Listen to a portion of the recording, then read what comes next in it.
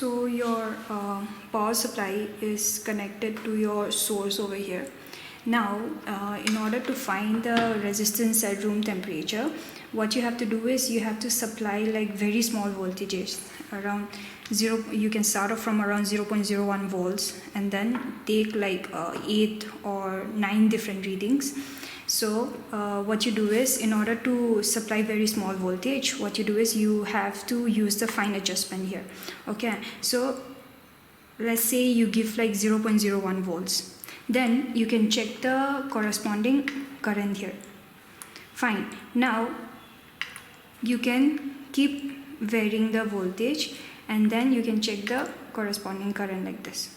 So when you have enough readings, you can make a voltage versus current plot, and then you can find your resistance at room temperature. Now in order to check whether your rotary sensor is calibrated or not, what you do is you move like 20 degrees over here, and so when you move 20 degrees here, you have to see 20-degree change in your readings. Fine, we'll do that. See, when you're using your rotary sensor, one thing I remind everyone is there has to be enough contact with your spectrophotometer and the pinion of your rotary sensor. Only then your readings will come out properly. Fine. Now what you do is I have opened the Data Studio app here, and then once you open this, you'll see that like it is connected to your this light sensor and your this rotary sensor. Fine. Now for checking the calibration part, I have made your X and Y axis to be both angular position. Actually you can see that it is in like it is given as radians, but it is actually calibrated in degrees. Is like there is some problem with the device, so I'm not able to change it. Fine. Now once you start this, let's say I move like 20 degrees here, then you can see there is about 20-degree change here also. Fine, that means it is somehow like calibrated. Okay, so we'll move on to finding the spectrum of your black body. So one thing you have to keep in mind is this experiment should be performed in a dark room. Okay, so I've already supplied like 7 volts in your power supply, and so once you supply that, you are supposed to be seeing a central light over here, which I'm not able to show you.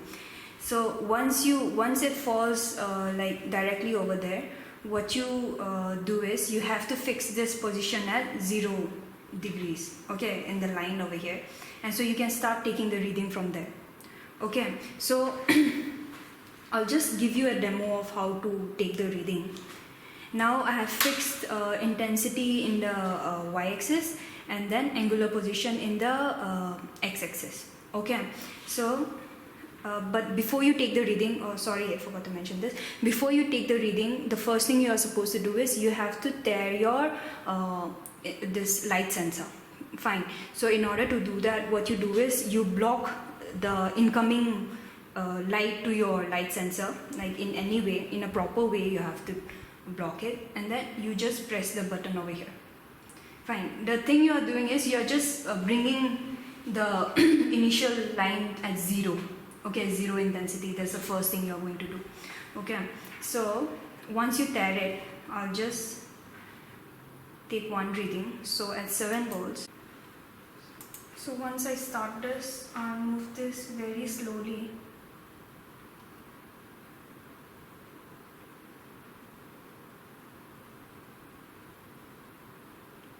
And you'll see the peak coming up somewhere here.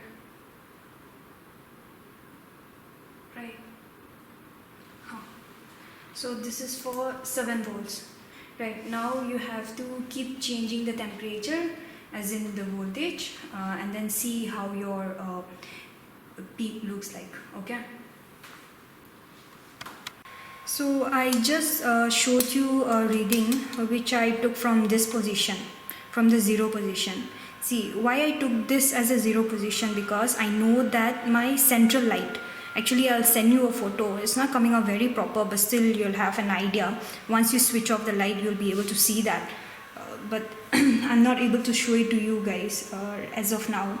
So once the central line falls on this position exactly, that would be your 0 position. Alright, so from actually it is from there you are supposed to start taking the reading. But as you are doing this experiment manually, what I suggest the students is they can start taking the reading from some other position. Let's say 40. Fine, because you know that your spectrum is going to fall in this region. Let's say from around 40 to 90. Fine, so in the next 3 or 4 reading which you are going to take, you can add this 40 to your readings which you'll get. Fine, so this is how I have also sent you the reading. I'll just show you some spectrum which I took. Fine. So these are some readings I had taken before. These are all the readings which I have taken from 40 degree, okay, and these are the readings I have also sent you guys. So this is why I wanted to remind you guys again.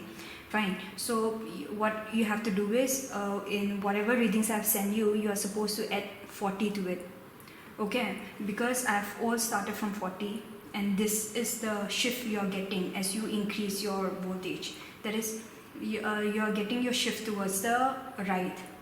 And so eventually when you are changing, like when you are plotting it, you are supposed to be plotting between intensity and lambda, and lambda and angular position are inversely proportional, right?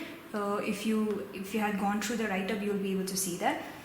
So what you do is you have to take these readings, and then you have to find out your Stephens and your Wien's displacement law, like how sir had explained to you guys, okay?